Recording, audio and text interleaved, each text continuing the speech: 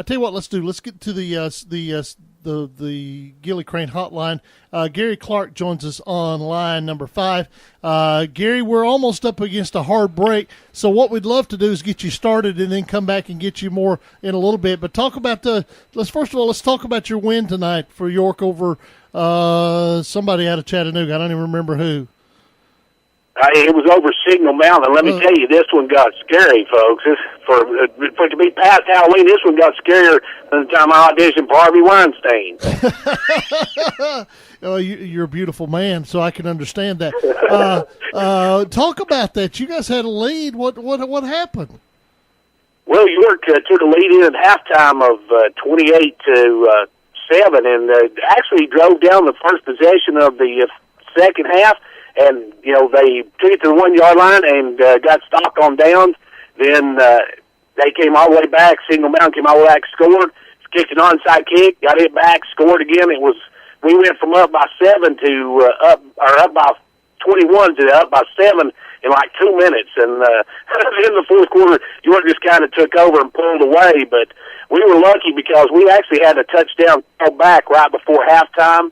It was an interesting play because York's receiver called the football. They called a pass interference against the defense.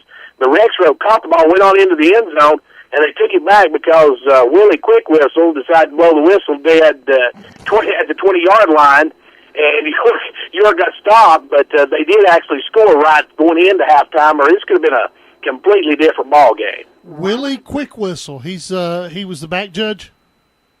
Yep. Really quick was That's convenient. That's his name. I love it. I absolutely love it. So York gets a win over Signal Mountain and a team that Coach Derwin Wright was a little bit concerned about it. It sounds like he knew what he was talking about again.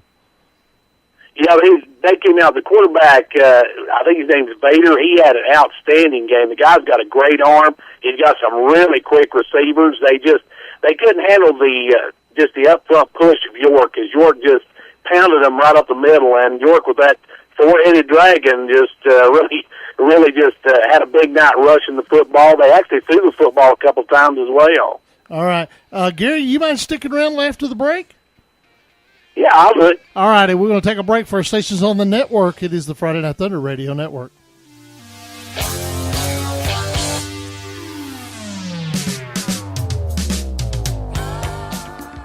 One of our very special features each and every week is the chance to talk to Gary Clark of WDEB, our charter member of the Friday Night Thunder Radio Network in Jamestown, the play-by-play voice for the York Institute Dragons as York gets a big win tonight over Signal Mountain.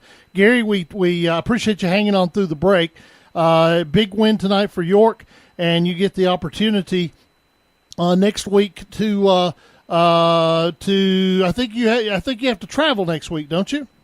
Oh, yeah, we're on the road to Red Bank next week, and hopefully, well, see, now, the first this week, Coach Derwin Wright shaved his head, let the boys shave his head because they won their district. Personally, I just think it was because he wanted to look more like me, but that's, York's actually going on the road, so we're hoping ball power comes to play. There it is. That would be awesome stuff, and you get to start an hour early, so, you're giving back that hour of sleep you're going to get this weekend. That's true. Yeah, I don't like traveling in the Eastern Time Zone, but it'll work. I'm sure your parole officer will allow it. We're talking to Gary Clark with WDEB, on the Friday Night Thunder Radio Network. Dennis Weaver and Eric Keith. All right, York posted 49 points tonight, but you're going to be going against a high-scoring offensive Red Bank, and the games that they've lost have been close ones. So what is York going to have to focus in on this week? York's got to be able to run the ball. I mean, they just got to control the ball. They got to keep it out of Red Bank's hands. I know they like to throw the ball, and that's one of York's weaknesses is defending against the pass. But, of course, tonight they had a couple of interceptions, so they played pretty well tonight against a good quarterback. York's main objective will be to hold on to that football because they've got to hang on the football and win the turnover battle, which they did tonight. Did not have a turnover in a muddy field. I mean, this was a really muddy field out here at York tonight. All right, Gary, we appreciate your time as always. We love talking to you. Good luck in your preparations. We'll talk to you next week, okay? Hey, sounds good. Now, you were talking about my parole officer. Now, will those bracelets that you wear around your ankles, they go off if you get in the Eastern time zone? I'm not supposed to say, according to my lawyer. Oh, okay. Okay. Oh, well, I guess I'll find out Friday. We'll find out Friday. Talk to you then, okay? All right, see you, Dennis. That is Garry Clark of WDEB.